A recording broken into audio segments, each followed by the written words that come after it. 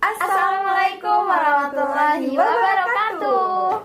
Ya, perkenalkan, nama aku Salwa Nabila. Nama aku Safa Sumaya. Ya, jadi kali ini kita bakal nge-review sebuah buku yang lagi viral tentang Nyala Semesta. Kita bakal lihat video dari penulisnya langsung tentang buku Nyala Semesta ini. Oke, kita lihat. Siap, Safa? Siap.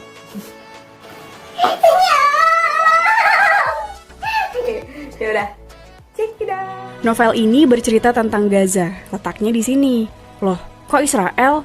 Nah, disinilah masalahnya. Di peta kecil yang luasnya cuma setengah Jakarta ini, kisah perjuangan keluarga Hamad dimulai. Gaza layaknya penjara raksasa, dipagari tembok tinggi dan diatur pintu perbatasannya. Ekonominya hancur, hampir setengah pemudanya menganggur, krisis pangan, bahan bakar, listrik, dan air. PBB bilang Gaza akan menjadi kota tak layak huni pada 2020. Di sepetak bumi yang dulu para nabi pernah menapaki inilah mereka harus melawan penjajahan Zionis Israel. Bersiaplah, kalian akan menemukan banyak ledakan, penyiksaan, pertumpahan darah, dan pengkhianatan. Selamat bertualang, pejuang!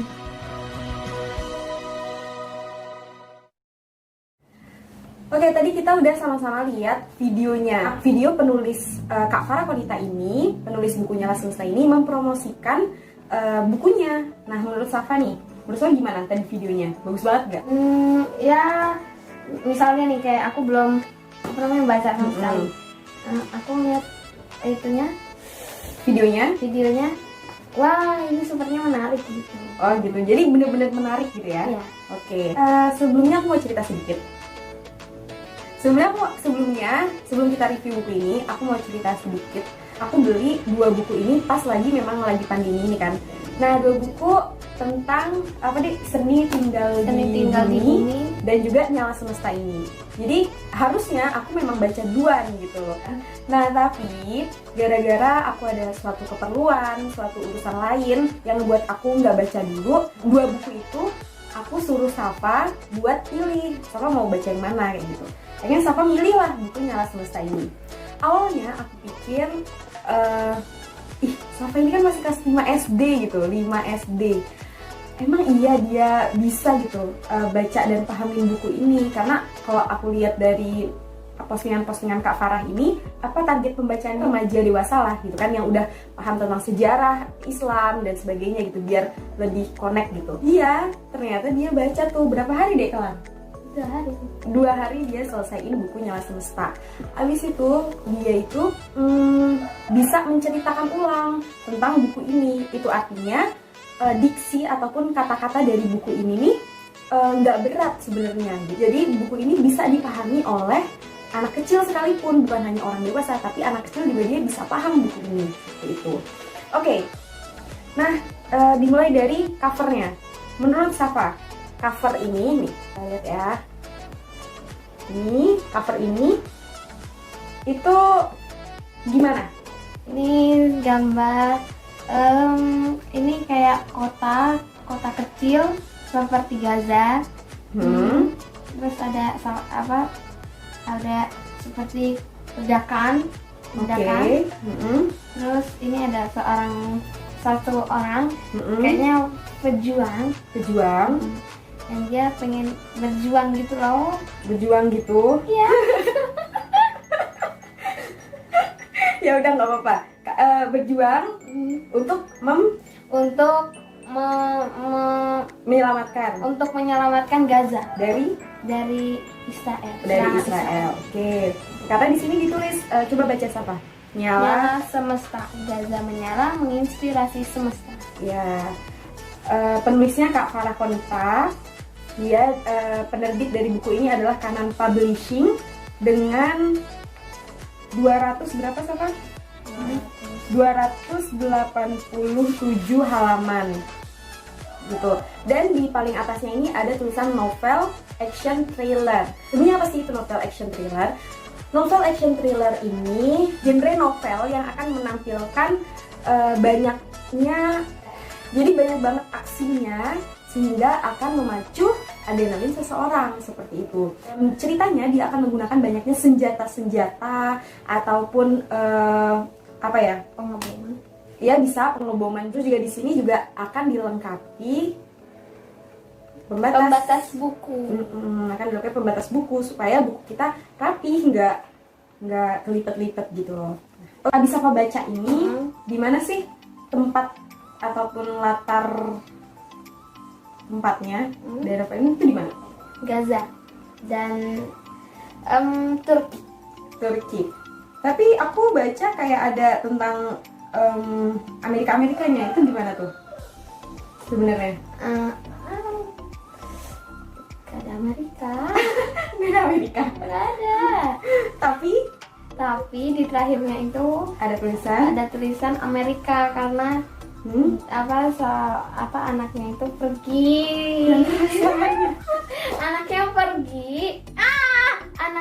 pergi ke Amerika. Tapi nggak ditulisin tentang di Amerika tuh bagaimana di situnya itu. Oh, berarti cuma Turki sama Gaza aja tempat yang paling sering ada ceritanya. Oke. Di Turki nggak sering masuk. Turki nggak sering, berarti paling sering di Gaza. Gazanya. Oke. Selanjutnya kita bakal lihat gimana penulisnya itu membuat video ataupun tayangan tentang cuplikan-cuplikan yang ada di buku Nyala Semesta ini. Ya, kita lihat ya. Ini dia.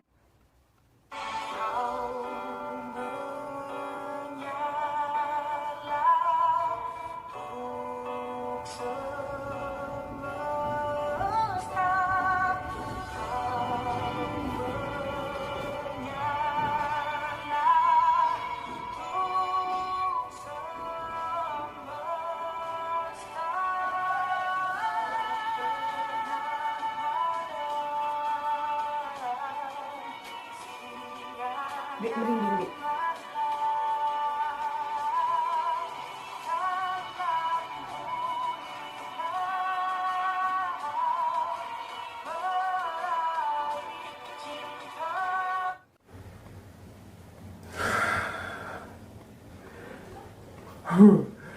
Terus sekarang adalah video yang kedua.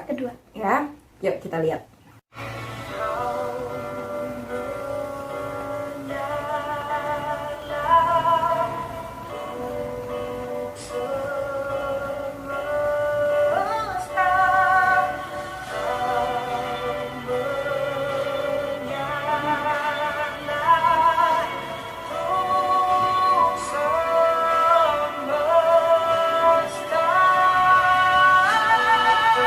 Ini ahli banget nih kalau muter-muterin gitu nggak sih, Dek?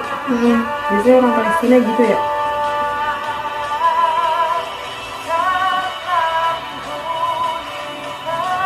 Nggak punya kaki, Dek.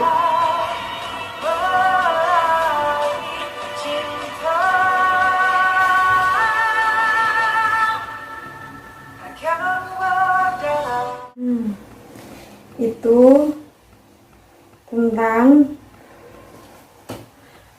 kalau itu kamu ceritain lagi itu dari cuplikan video yang tadi ditayangin sama penulisnya itu, menurut kamu itu tuh pas bagian mana?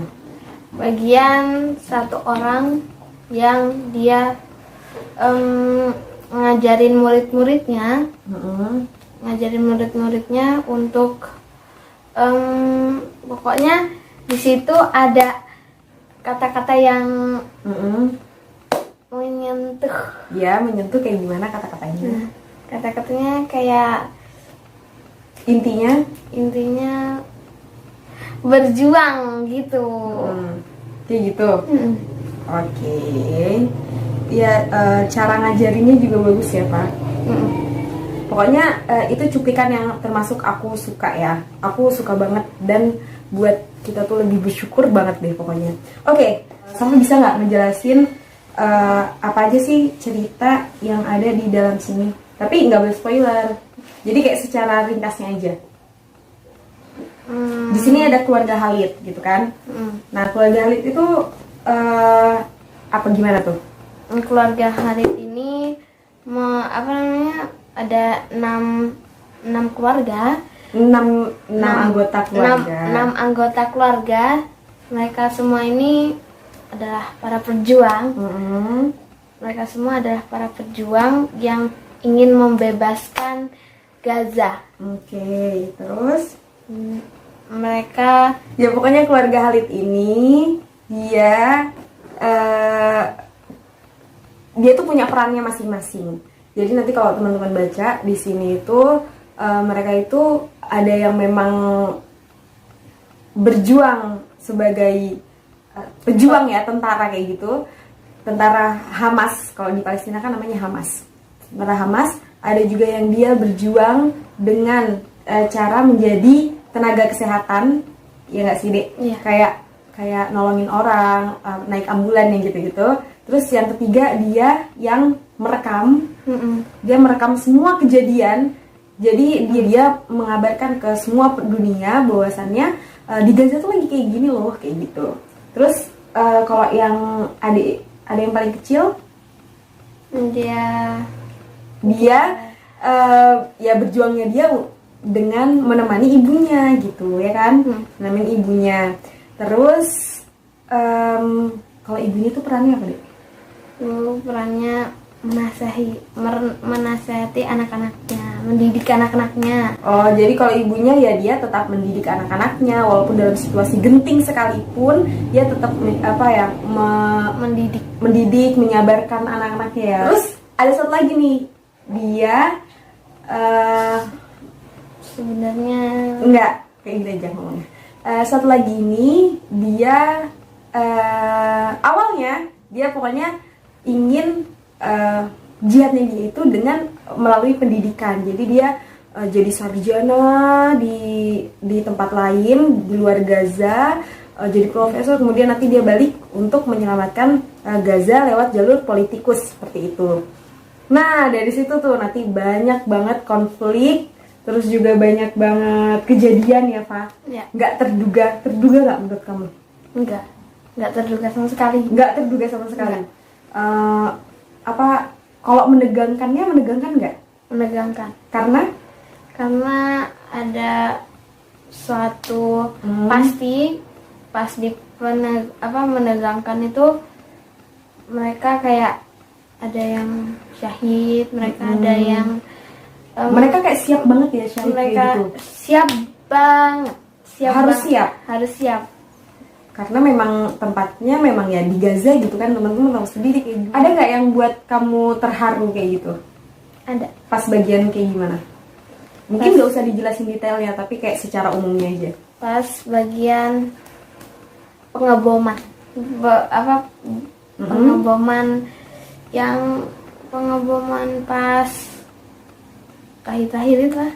Apa yang bisa Safa ambil dari buku ini? Hikmah ataupun hal baiknya? Ya, yang pertama kita harus menjadi pejuang, kita harus menjadi pejuang. Terus? Dan yang kedua kita harus lebih bersyukur, nggak boleh ngeluh. Terus harus sabar. Gitu. Kita harus menerima apa adanya. Kenapa kok kita harus sabar, kita harus bersyukur? Kenapa memangnya? Gaza gitu ya pasti mereka kekurangan makanan. Contohnya kayak gimana dalam cerita ini? Saat sering banget gitu. Sering banget mereka nahan rasa lapar ya. Nah, habis itu kalau misalnya emang gak ada makanan, mereka kadang makan itu ya cuman sekedar ya. Sebenarnya ini nih memang kejadian nyata ya. Kejadian nyata di Gaza seperti apa, tapi dilingkup ataupun dibalut dengan kata-kata yang bisa diterima sama semua masyarakat gitu. Penulis ini sangat-sangat hebat. Ya, mereka sering puasa juga karena memang puasa sunnah gitu. Oh, jadi mereka walaupun mereka itu keadaannya genting kayak gitu, tapi mereka tetap mengedepankan sunnah-sunnah kayak gitu ya. Bahkan umur